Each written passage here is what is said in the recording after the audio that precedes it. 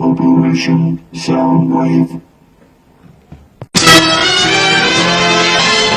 Kia ora, what's up, what's going on? Welcome to my channel. Back in 2018 I created a 9'9" transformer by the name of Soundwave. Of course he's a Decepticon and he was the 1984 edition. I also created 3 of his minions, Laserbeak, Rumble and Ravage. I also made a 4th piece to that. It was a cosplay that was played by my oldest granddaughter, and that was Skywolf. And also the minions, Ravage, Rumble and Laserbeak, they could transform, and with the Soundwave I actually had his original voice in there, so I used a Roland vocoder, not the original as they did back in the 80s because they don't have them anymore. I had to use a modern version of it, and also installed LEDs and also sound effects and just many more. And we also showcased it at Wellington Armageddon in 2018 where I won 2 awards, as you can see there and there. So this is the story of how I built this, and 6 months and $1,000 later. So let's get into this. This is the Rumble edition, or the Rumble build, complete with working pile drivers. Materials I used in this build were LEDs, PVA glue, also different size paintbrushes to paint it on, screwdrivers,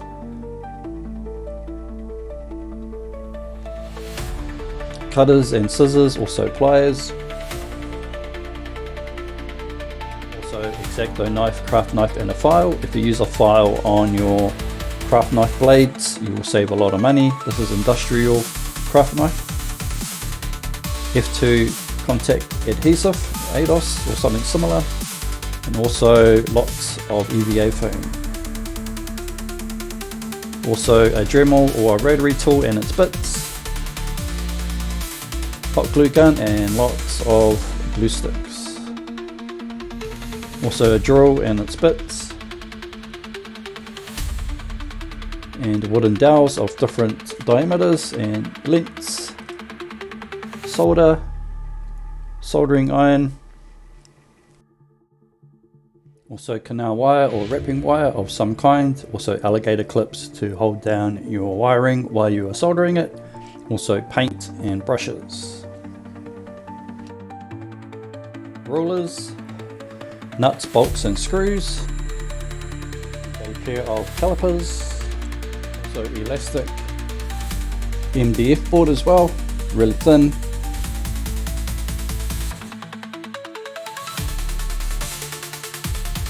for Rumble's pile drivers I used 2 car actuators. Finally, cardboard.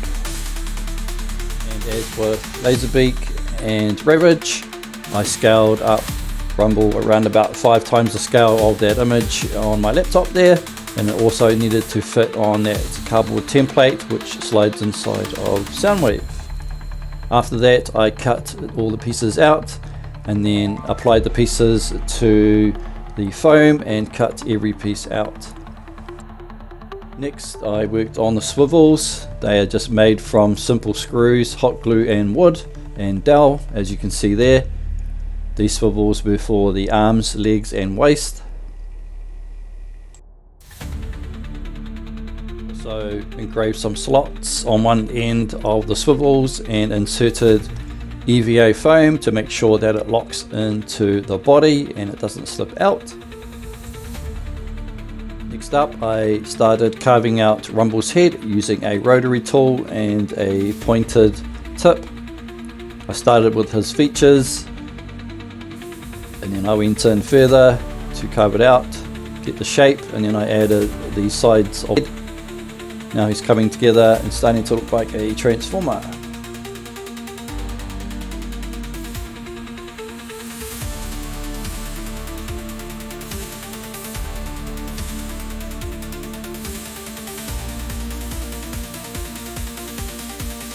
Next I worked on the chest area. I inserted the swivels both for the legs and for the waist. there I just did a mock-up to have a look at it. Next was the arms and the hands.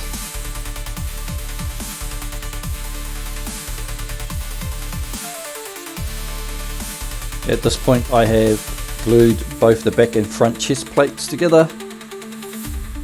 The waist, I inserted the swivels for his legs or his thighs, hot glue, and then covered both sides. I used a bit of EVA foam in between the back and front. Next were the legs and the feet, bit of dowel and hot glue. Then the detail on the outside, the chest and the cod piece. And here we go. I'm going to now put it together and transform him for the very first time to have a look and see what he looks like. His head folds up from the back.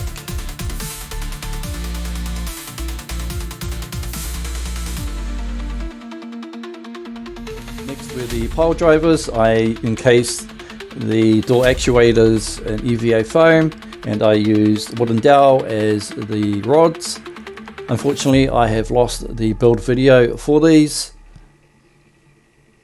I also made sure that the drivers were not in sync, so one up and one down.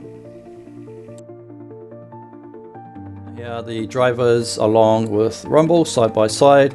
Here is a shot from behind where I had made his shoulder protectors at the back. And here they all are finished together on the table. And here's another look with the pole drivers extended. And here is a full video of them working. They don't extend that far, but they work. That's all that matters. And they just simply slide on over his hands.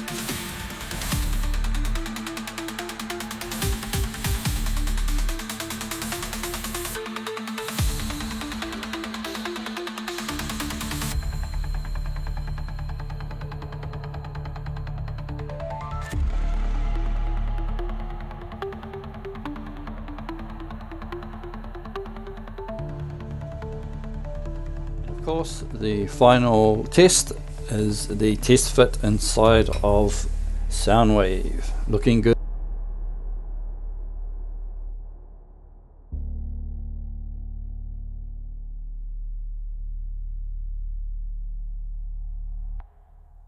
Next step before painting, you need to apply a couple of layers of PVA glue to the EVA foam, as the foam is porous and it will suck the paint in like a sponge. This is a necessary step before painting. Finally, adding the paint job with weathering and details to make sure it looks like it should, and I'm pretty happy with it. It looks really cool.